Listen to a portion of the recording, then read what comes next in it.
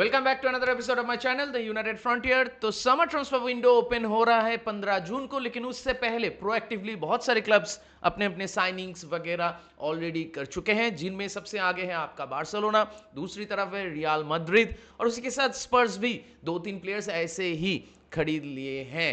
तो अभी ये सारे क्लब्स के साथ हम लोग भी शामिल हो चुके हैं। जी हाँ दोस्तों, कल हम लोग का पहला समर ट्रांसफर साइनिंग हो चुका है in terms of Ederson from Atalanta. Here we go आ चुका है। एडरसन के बारे में बात करेंगे ये वीडियो में, और उसी के साथ रियल मैड्रिड में जा रहा है डेंजल डम्फ्रीज और उसी के साथ इब्राहिम कोनाटे। तो बात करेंगे ये सारे चीजों को लेके, और मैनचेस्टर यूनाइटेड ये समर ट्रांसफर विंडो में आगे जाते हुए क्या क्या कर सकते हैं उस पर भी थोड़ा बहुत बातें करेंगे। So without wasting any more time, let's start the video. तो सबसे पहले बात कर लेते हैं मैनचेस्टर यूनाइटेड को लेके। तो देखिए, कल हियर वी गो आ चुका है। सबसे पहले तो डेविड ऑनस्टीन ने ये न्यूज ड्रॉप किया था, उसके बाद फैब्रिज़ियो ने भी हियर वी गो कह दिया कि Ederson from Atalanta to Manchester United is now done deal, जहां पे 4 साल का कॉन्ट्रैक्ट दिया जा रहा है प्लेयर को और उसके साथ 1 साल का कॉन्ट्रैक्ट एक्सटेंशन का ऑप्शन है। और जो पैसा हम लोग दे रहे हैं वो है आपका 40.5 मिलियन यूरोस, मतलब उसको अगर आप पाउंड में कन्वर्ट करो तो आपका 36 मिलियन पाउंड्स के आसपास आपका आएगा। तो ये होगा आपका अपफ्रंट फी, और उसके साथ आपका 4 से 5 मिलियन यूरो का आपका बोनसेस वगैरह हैं जो इंसेंटिव के तौर पे मिलेगा प्लेयर को, अगर प्लेयर अच्छा करता है तो देखिए, सोशल मीडिया में ये जो हियर वी गो आया, उसके बाद सोशल मीडिया में बहुत सारे मिक्स्ड रिएक्शन आ रहे हैं फ्रॉम द फैंस।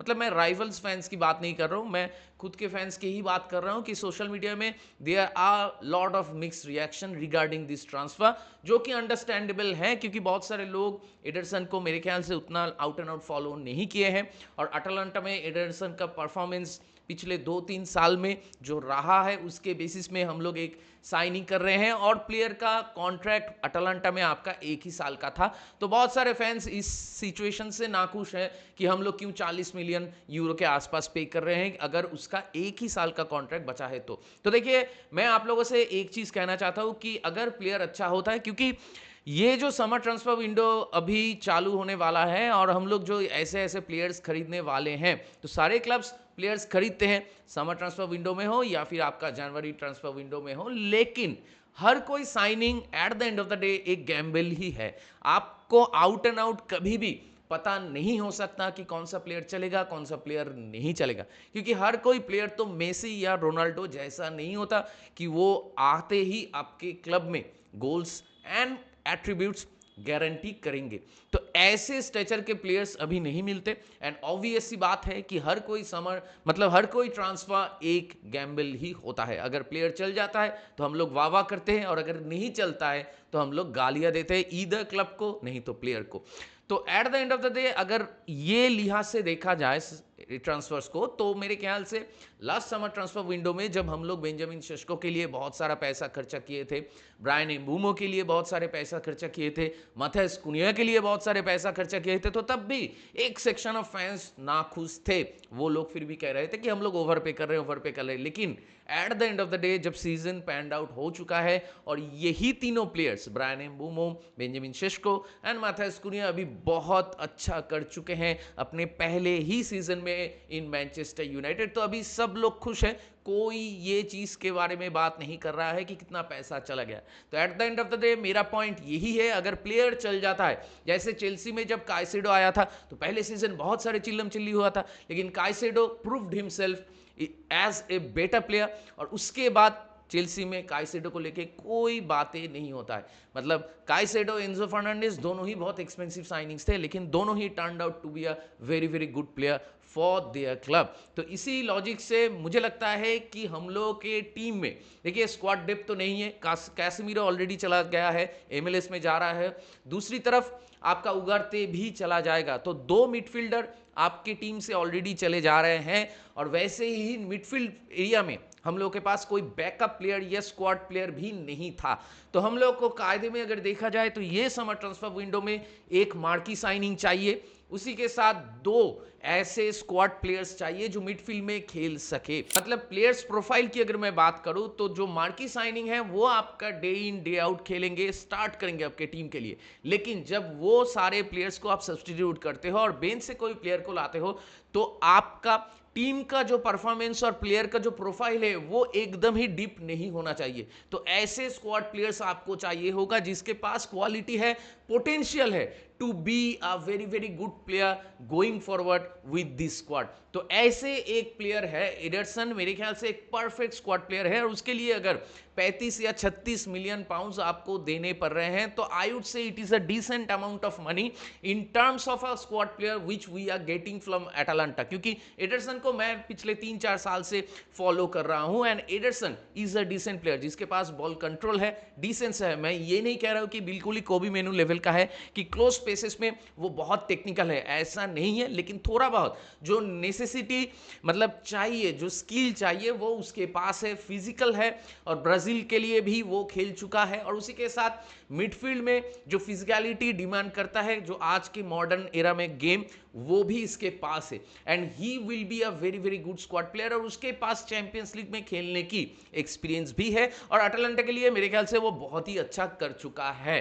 तो ये सारे पॉइंट्स को अगर आप कंसीडर करो तो मुझे लगता है कि Anderson is a very very good signing for this Manchester United squad. क्योंकि एडरसन आने के बाद एडरसन को हम लोग एज ए स्टार्टर नहीं खिलाएंगे, एडरसन को हम बेंच से ला सकते हैं। अभी अगर आप देखो जो सिचुएशन था मैनचेस्टर यूनाइटेड में ये सीजन में, जब कैसेमीरो को हम लोग खिलाते थे तो मिडफील्ड में हम लोग के पास वो कंट्रोल रहता था, गेम में हम लोग अच्छा करते थे। लेकिन जब भी हम कैसेमीरो को सब्स्टिट्यूट कर लेते थे और उगारते को लाते थे या किसी दूसरे प्लेयर को लाते थे तो मिडफील्ड में हम लोग वो जो कंट्रोल वो खो देते थे मैच के बीच।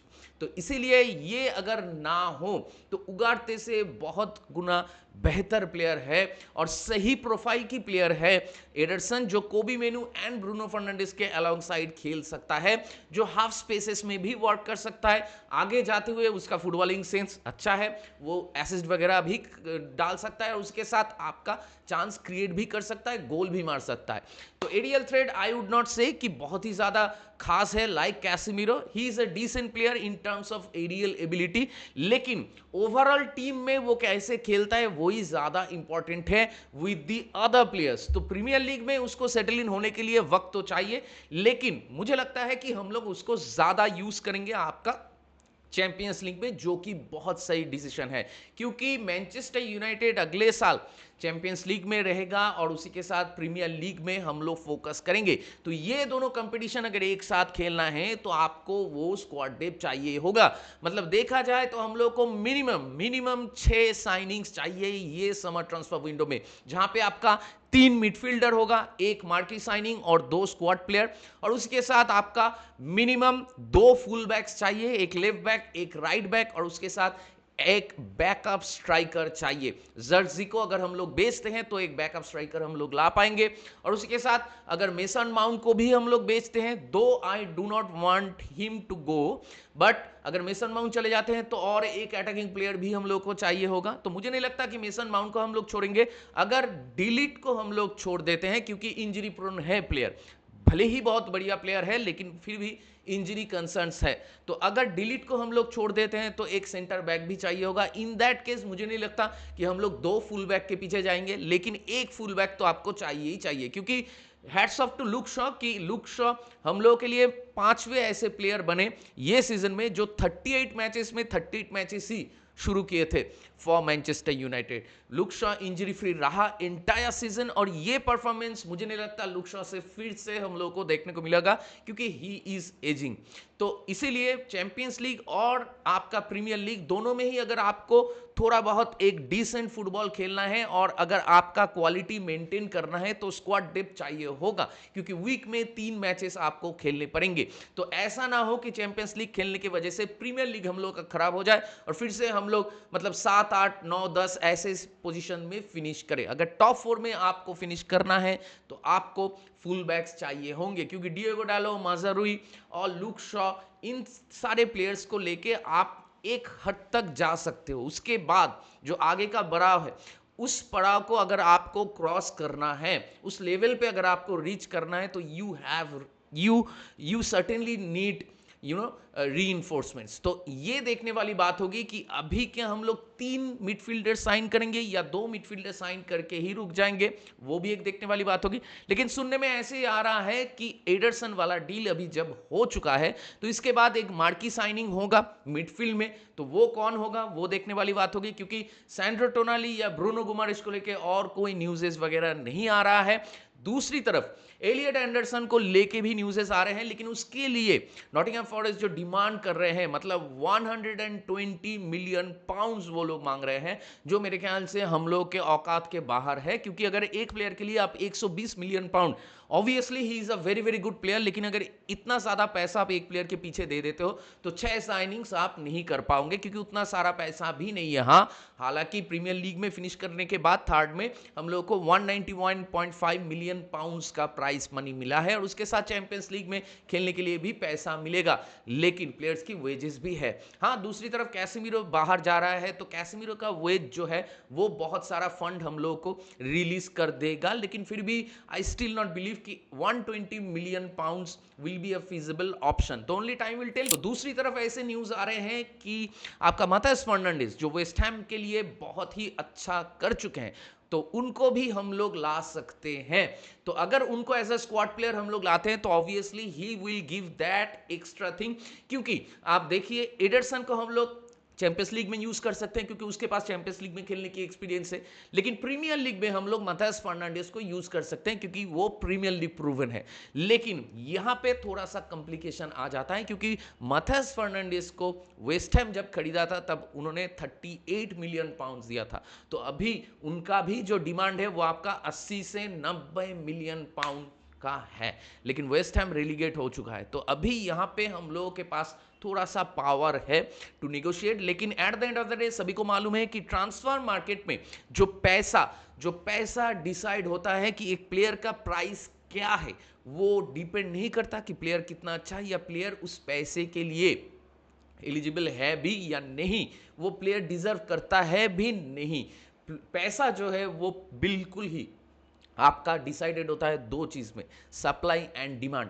एंड माथास फर्नांडिस के पीछे मेरे ख्याल से बहुत सारे प्रीमियर लीग की क्लब्स हैं, इंक्लूडिंग मैनचेस्टर यूनाइटेड और भी दूसरे clubs like Arsenal, Manchester City, तो बहुत सारे क्लब्स का नाम आ रहा है। तो इसीलिए वेस्ट हैम के पास वो लेवरेज होगा कि हाँ, हम लोग नेगोशिएट कर सकते हैं, और अगर बिडिंग वॉर चालू हो जाता है तो माथास फर्नांडिस भी बहुत ज्यादा एक्सपेंसिव हो सकता है। तो there is a risk always कि अगर आप कोई प्लेयर के लिए 80 मिलियन से ज्यादा पे करते हो, तो there will be a huge risk. क्योंकि और उसके साथ मैनचेस्टर यूनाइटेड में जब आप खेलने आते हो, तो आपको इमेंस स्क्रूटिनी किया जाएगा, फैंस चिल्लाएंगे आपके छोटे छोटे गलती पे, तो वो प्रेशर को हैंडल कर पाना भी एक बहुत ही मतलब एक मुश्किल बात है। और उसके ऊपर अगर आपके पास एक एक्सपेंसिव प्लेयर का टैग पड़ जाता है, तो वीक इन वीक आउट आपको क्रिटिसिज्म झेलना पड़ेगा सोशल मीडिया में, और ब्रिटिश मीडिया भी उस चीज को बार बार हाईलाइट करेगा, क्योंकि आप मैनचेस्टर यूनाइटेड का प्लेयर हो। तो there will be some complex and tricky decisions which are needed to be addressed by Ineos। Ineos का भले ही बहुत सारी चीजें खराब हो, लेकिन जब से Ineos आए हैं, उनका मतलब समर ट्रांसफर विंडो अगर आप देखो, क्योंकि जनवरी में हम लोग उतना खास कुछ नहीं करते, लेकिन समर ट्रांसफर विंडो में हम लोग अच्छा कर रहे हैं, और जितने भी सारे बिजनेस किए हैं लगभग सारे अच्छे ही हैं। तो अभी यही देखने वाली बात होगी कि एडरसन का जो पहला समर ट्रांसफर साइनिंग हम लोग का हो चुका है, इसके बाद क्या हम लोग माथास फर्नांडिस के पीछे जाएंगे, और अगर जाते हैं तो क्या हम लोग 80 के आसपास पैसा देने के लिए राजी हैं, या फिर हम लोग स्मार्ट निगोशिएट करके हम लोग 60 से 70 के बीच कुछ पैसा देके एडरसन को ला सकते हैं। हालांकि अगर 60 से 70 मिलियन पाउंड्स के बीच भी हम लोग देते हैं, तब भी it is an expensive option to have, लेकिन फिर भी देखना होगा, only time will tell what will happen. और उसी के साथ मार्की साइनिंग क्या हम लोग कर पाएंगे इन द मिडफील्ड। तो इन अ वे क्या मिडफील्ड में हम लोग 3 प्लेयर ला पाएंगे और उसके साथ मिनिमम एक फुल बैक और एक सेंटर बैक और एक बैकअप स्ट्राइकर, तो वो ही अभी देखने वाली बात हो। तो मैनचेस्टर यूनाइटेड के समर ट्रांसफर में और जितने भी सारे पॉइंट्स को लेके मैंने बात किया और उसी के साथ एडरसन का जो हियर वी गो आ चुका है, तो ये सारे सिचुएशन और ये सारे पॉइंट्स को लेके आप लोगों का क्या मानना है, आप लोगों का क्या राय है, please do let me know in the comment section. तो इसके बाद चलिए बात कर लेते हैं रियल मैड्रिड को लेके। तो देखिए बार्सिलोना जब एंथोनी गॉर्डन का साइनिंग कर चुका और उसके बाद हुलियन अल्वारेज के पीछे जा रहा है, तो दूसरी तरफ रियल मैड्रिड भी अपना साइनिंग्स वगैरह कर ले रहा है। रियल मैड्रिड से कल हियर वी गो आ चुका है डेंजल डम्फ्रीज, जिसको लेके कोई न्यूज़ नहीं था, कोई लिंक्स वगैरह नहीं था, लेकिन इंटर मिलान से डेंजल डम्फ्रीज को खरीद लिया है रियल मैड्रिड ने। जी हाँ, होसे मोरिन्यो के लिए डेंजल डम्फ्रीज एक बहुत ही बढ़िया साइनिंग हो सकता है, क्योंकि डेंजल डम्फ्रीज आपको ऑफेंसिवली तो आउटपुट देता ही है, लेकिन उसके साथ आपको डिफेंसिवली भी बहुत बढ़िया work rate and service provide करता है। दूसरी तरफ अगर ट्रेंट की मैं बात करूं, तो ट्रेंट अलेक्जेंडर आर्नोल्ड आपको ऑफेंसिवली तो बहुत बढ़िया आउटपुट देते हैं, लेकिन डिफेंसिवली उतना खास आपका डिलीवरी या आउटपुट नहीं आता। तो दूसरी तरफ जहां पे कार्वाहल जा रहा है, सुनने में आ रहा है कि कार्वाहल शायद इंटर मिलान ही जा रहा है, तो कार्वाहल जब निकल रहा है तो एज ए स्क्वाड प्लेयर या rotational player Denzel Dumfries is a too good of a player for Real Madrid, ऐसा हो सकता है अंडर होसे मोरिन्यो। तो डेंजल डम्फ्रीज को लेके मेरा ऐसा मानना है कि he is one of the better players when offensively उसको हम लोग यूज करते हैं और डिफेंसिवली भी वो बढ़िया करते हैं। तो अगर डेंजल डम्फ्रीज को हम लोग मैनचेस्टर यूनाइटेड में ले आ पाते तो वो हम लोग के लिए एक बहुत ही बढ़िया एसेट हो सकता था। तो I am really disappointed about missing out Denzel Dumfries twice, क्योंकि लास्ट समर ट्रांसफर विंडो में भी हम लोग उसके पीछे नहीं गए थे और ये समर ट्रांसफर विंडो में भी हम लोग उसको मिस कर चुके हैं। तो आप कह सकते हो कि हाँ दूसरे प्लेयर्स हैं, लेकिन दूसरे प्लेयर्स अभी वर्ल्ड फुटबॉल में ऐसे स्टेचर में अवेलेबल नहीं है जो आपका मतलब एक बैलेंसिंग परफॉर्मेंस दे सकता है in terms of offence and defence. तो उस लिहाज से देखा जाए तो Denzel Dumfries is a very good player और इसीलिए मेरा मानना है कि रियल मैड्रिड में अंडर होसे मोरिन्यो वो बंदा अच्छा कर सकता है। और इसी के साथ रियल मैड्रिड से और एक हियर वी गो आ चुका है, एक ही दिन में दो हियर वी गो। पहले तो आपका डेंजल डम्फ्रीज, उसके बाद आ चुका है इब्राहिमा कोनाटे। जी हाँ, बीच में ऐसा लग रहा था कि शायद कोनाटे के पीछे रियल मैड्रिड नहीं जाएगा, क्योंकि भले ही अर्ने स्लॉट के अंदर पहला सीजन में कोनाटे बहुत ही बढ़िया कर चुका था और उसके बाद से ही न्यूज़ेस आ रहे थे कि रियल मैड्रिड शायद उसके पीछे जाएंगे क्योंकि उसका कॉन्ट्रैक्ट खत्म हो रहा है लिवरपूल में। लेकिन ये सीजन में कोनाटे का परफॉर्मेंस थोड़ा सा शेकी था और वैन डाइक का परफॉर्मेंस भी शेकी था। तो एज ए होल अगर देखा जाए तो कोनाटे का परफॉर्मेंस लास्ट सीजन के कंपैरिजन में ये सीजन में उतना खास नहीं था, लेकिन फिर भी सीजन खत्म होते होते आई वुड से कि कोनाटे डिसेंट सा परफॉर्मेंस दे रहा था वीक इन वीक आउट। और कोनाटे के लिए रियल मैड्रिड को ज़्यादा पैसा नहीं देना पड़ रहा है क्योंकि फ्री ट्रांसफर हो रहा है, सिर्फ प्लेयर को आपका वेजेस वगैरह आपको प्लेयर के साथ एग्री करना होगा। तो मेरे ख्याल से कोनाटे भी as a Real Madrid player as a backup signing बहुत ही बढ़िया कर सकता है, क्योंकि आपके पास ऑब्वियसली एडर मिलिटाओ है और उसी के साथ आपके पास डीन हाउसन भी है और उसके साथ आपके पास रूडिगर भी है। तो एज ए स्क्वाड प्लेयर अगर आप कोनाटे को लेते हो और कोनाटे अगर धीरे धीरे सेटल इन कर लेता है और अपना परफॉर्मेंस थोड़ा सा अपलिफ्ट कर पाता है तो Konate can be a very good signing for Real Madrid. तो only time will tell what will happen. लेकिन रियल मैड्रिड ये जो दो साइनिंग्स कर रहे हैं आपका डेंजल डम्फ्रीज एंड कोनाटे, इसको लेके आप लोग का क्या मानना है, आप लोग का क्या राय है, please do let me know in the comment section. और दूसरी तरफ इसके बाद चलिए बात कर लेते हैं थोड़ा सा बार्सिलोना को लेके। तो एंटनी गॉर्डन को साइन करने के बाद वो लोग हुलियन अल्वारेज के पीछे गए हैं और सभी को मालूम है कि हुलियन अल्वारेज को लेके एटलेटिको मैड्रिड क्या कर चुका है सोशल मीडिया में, all over the social media Atletico Madrid done something which I do not support, क्योंकि बैंटर और ह्यूमिलिएशन के बीच एक स्मॉल लाइन होता है और ये चीज़ का मेरे ख्याल से ख्याल सारे क्लब्स को रखना चाहिए। क्योंकि अगर हिस्टोरिकली आप देखो तो बार्सिलोना से बड़ा क्लब तो नहीं है ना एटलेटिको मैड्रिड, तो बार्सिलोना को आप अगर ऐसे ट्रॉल करते हो which I think it is not good for any club. तो वो ही लिहाज से देखा जाए तो एटलेटिको मैड्रिड ने जो किया है उसको मैं तो सपोर्ट नहीं करता, लेकिन अभी देखने वाली बात ये होगी कि बार्सिलोना क्या सच में ज़्यादा पैसों के साथ एक सेकंड बिड करने के लिए जाएंगे फॉर हुलियन अल्वारेस। और उसी के साथ ऐसे ऐसे न्यूज़ेस आ रहे हैं कि मार्कस राशफोर्ड के लिए बार्सिलोना फिर से एक लोन प्रपोजल ला रहे हैं,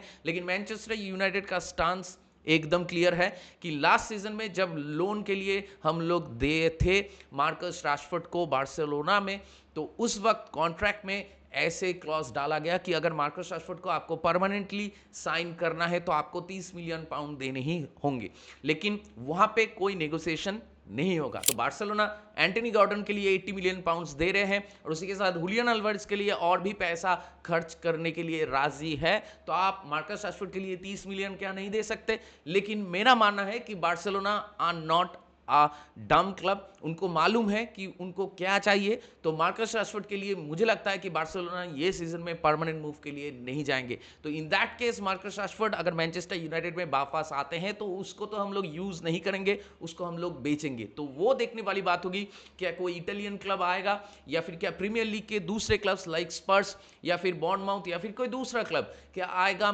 मार्कस राशफोर्ड के लिए। तो तब क्या हम लोग मार्कस राशफोर्ड को बेच पाएंगे? 30 मिलियन पाउंड्स के आसपास कुछ प्राइज मनी क्या हम लोगों को मिल सकता है? तो मतलब बहुत सारे इफ्स एंड बट्स हैं अभी भी मार्कस राशफोर्ड वाला डील को लेके। तो only time will tell what will happen. लेकिन बार्सिलोना से दूसरे जो न्यूज़ेस आ रहे हैं कि बार्सिलोना शायद जूल्स कुंडे को छोड़ देगा। तो जूल्स कुंडे के लिए Barcelona are ready to hear offer. Similarly Balde के लिए भी बार्सिलोना ऑफर सुनने के लिए राजी है। तो देखना होगा कि अगर जूल्स कुंडे एंड आपका बाल्डे इन दोनों को बार्सिलोना छोड़ देते तो क्या वो लोग मार्क कुकुरिया के पीछे जाएंगे? क्योंकि सभी को याद होगा आप लोगों को शायद कि मार्क कुकुरिया जब एंजो फर्नांडिस का वो इंसिडेंट हुआ ये सीजन में चेल्सी के साथ कि जो इंटरव्यू वाला सीन हुआ था, तो तब मार्क कुकुरिया का भी एक इंटरव्यू आया था जिसमें उसने ये चीज कहा था कि मैं बार्सिलोना में जाना पसंद करूंगा। तो क्या बार्सिलोना मार्क कुकुरिया के लिए जाएंगे? वो भी देखने वाली बात होगी। तो ये सारे सिचुएशन और जितनी भी सारे समर ट्रांसफर को लेके मैंने बात किया, ये सारे ट्रांसफर्स को लेके आप लोगों का क्या राय है, आप लोगों का पॉइंट ऑफ व्यू क्या है, वो मेरे साथ जरूर शेयर कीजिए by commenting on this video. तो दैट बीइंग सेड इस वीडियो को चलिए यहीं पे रैप अप करते हैं। अभी समर ट्रांसफर विंडो में हलचल शुरू हो चुका है, बहुत सारे क्लब साइनिंग्स वगैरह करने वाले हैं और करना चालू भी कर दिए हैं। तो जब कोई और ब्रेकिंग न्यूज आएगा obviously I will make a video for it. तो only time will tell what will happen. लेकिन अगर आप मेरे चैनल में नए हो तो मुझे जरूर सब्सक्राइब कीजिए, इस वीडियो को लाइक कीजिए और शेयर कीजिए अपने दोस्तों के बीच, अपने जान पहचान वालों के बीच जिनको ऐसे वीडियोस देखना पसंद है। तो बहुत जल्दी मिलेंगे अगले वाले वीडियो में, तब तक ख्याल रखिए अपना। Take care, good bye, glory glory Manchester United and keep the red flag high.